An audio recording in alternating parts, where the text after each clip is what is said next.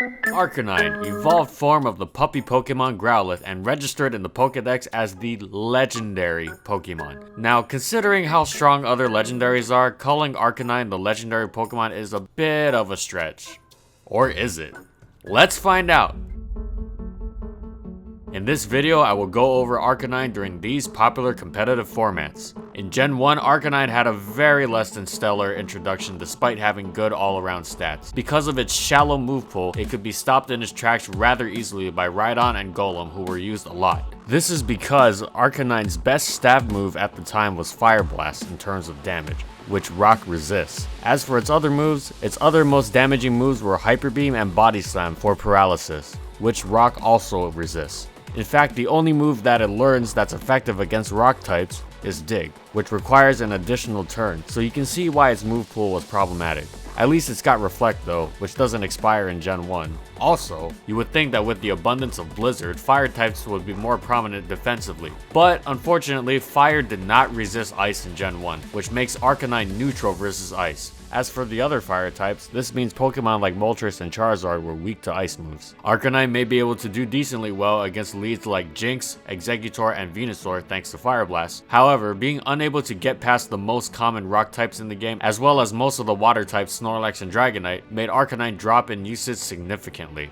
In Gen 2, Arcanine got the move Extreme Speed, and with the introduction of Hidden Power, its move pool was boosted a bit, since it had Hidden Power Fighting to counteract rock types. Also, the Special Split granted Arcanine a higher special attack at base 100, as opposed to its base 80 special last gen, which powered up its stab fire moves.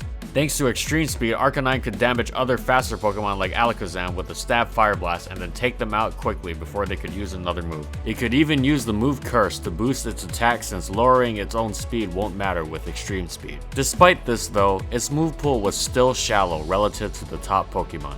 Unfortunately, just like in previous gens, the bulky water types gave it loads of trouble, especially since there's more of them now like Suicune and Slowking. Rhydon and Golem also gave it trouble once again, and of course Snorlax had a strong matchup against it, but in Gen 2 Snorlax gave everyone trouble, so who's really surprised by that? Overall, Arcanine was not used very much in Gen 2 once again due to a shallow move pool despite having good all-around stats. Alright, Gen 3 Smogon Singles. Thanks to the advent of abilities, Arcanine went up in usage a bit with its new abilities Flash Fire and Intimidate, though at least for this generation, it used Intimidate most of the time. Arcanine was able to come in on certain attackers and lower their attack. Then, since it's played bulky, it can howl once or twice to increase its attack, and then attack with moves like Hidden Power Fighting or Extreme Speed. And of course, for those steel types like Skarmory, it can use either Fire Blast, Flamethrower, or Overheat depending on preference. Thanks to Extreme Speed, it could do well against fast Pokemon like Alakazam and Ninjask. Unfortunately, Arcanine has a disadvantage against a lot of top threats, such as most of the water types like Milotic, Slowbro, and Suicune, as well as Pokemon like Salamence, Gyarados, and Tyranitar, who all resist fire moves, though Tyranitar needs to watch out for a Hidden Power Fighting. Swampert also had a good matchup against Arcanine if it didn't carry Hidden Power Grass, and Blissey and Snorlax were good against the special attacking variants of Arcanine. Unfortunately, because of all these factors, Arcanine was caught in the tier called Borderline, which basically means it was too good for underuse but didn't do well in overuse. Though Borderline is certainly not bad by any means, it just had a hard time against many of the top threats in this generation.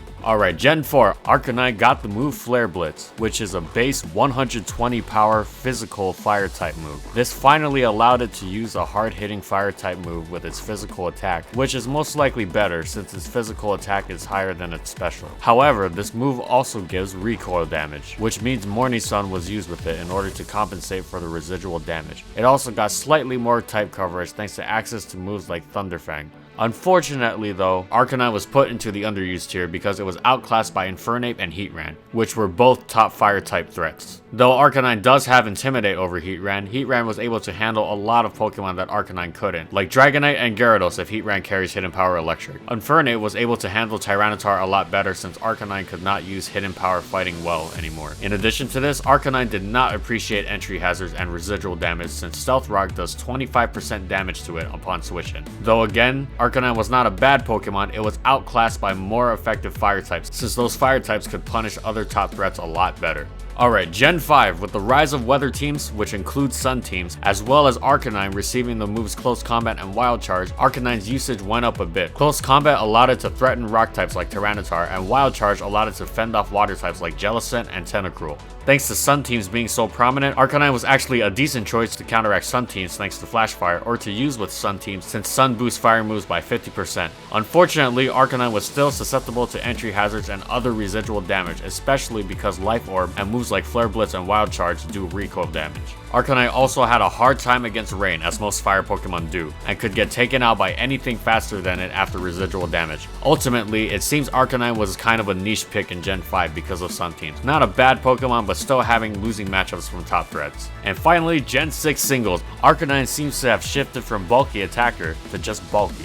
This is evident by most sets having the status move Will-O-Wisp on them to cripple physical attackers, and having Arcanine's EV distributions be more in favor of its defensive stats rather than its offensive stats. Combined with Intimidate, Arcanine could lower the physical attack stat quite well. Unfortunately, Arcanine was again outclassed by Heatran as a defensive fire type. Even with fairies becoming prominent, which fire types do resist, Heatran is just better in most situations because of its greater bulk and move pool. This was because it was better equipped to handle Pokemon Arcanine had trouble with, like Dragonite, Latios, Latias, and Talonflame. Since weather no longer lasts forever, it was most likely better to have a fire type that was good all around, rather than a fire type that was only good in the sun and against other sun teams. Because of all this, Arcanine remained in the underused tier. In Gen 6 doubles, Arcanine was a solid niche pick during VGC. Arcanine was played as a bulky support as it used its utility moves like Morning Sun and Will-O-Wisp a lot more. These moves combined with its ability Intimidate, which lowers the attack of both opponents' Pokemon, made Arcanine a solid threat. Because of Intimidate and Will-O-Wisp, it could lower the attack of various physical threats like Landorus T, Mega Kangaskhan, and many others who did not appreciate being burned. In addition to this, since Sylveon was used a lot, Arcanine was able to resist its pixelated Hyper Voice quite easily because fire resists fairy types. As for other special attackers, if played with the move Snarl, Arcanine could lower both opposing Pokemon's special attack. And of course, the use of Morning Sun helped Arcanine heal itself instantly. Overall, Arcanine was quite useful during this meta. And that's it! So how did Arcanine do? Well, Arcanine wasn't a bad Pokemon, as I've kept saying over and over again, but it certainly wasn't a top threat either, at least for singles. It didn't have a good start in Gen 1, and throughout the years it became a niche pick at some points, but it would usually have bad matchups against the top threats at the time. It had a shallow move pool in the earlier gens, but got a bit more useful moves as the years went on. So I would say Arcanine was meh. Not bad, but certainly not legendary. But hey, at least Arcanine was pretty decent in doubles, and I know I don't normally cover Gen 7 since I like to wait until a meta has been developed thoroughly before talking about it, but it seems Arcanine is making huge waves in Gen 7 VGC, being one of the most used Pokemon in the format. Now if only it could pull itself out of underuse in singles. Thanks for watching everyone. If you liked the video and want to see more, be sure to subscribe to False Swipe Gaming for more weekly Pokemon content, and of course, comment on which Pokemon you want to see next. Alright, that's all I got. Peace out everyone.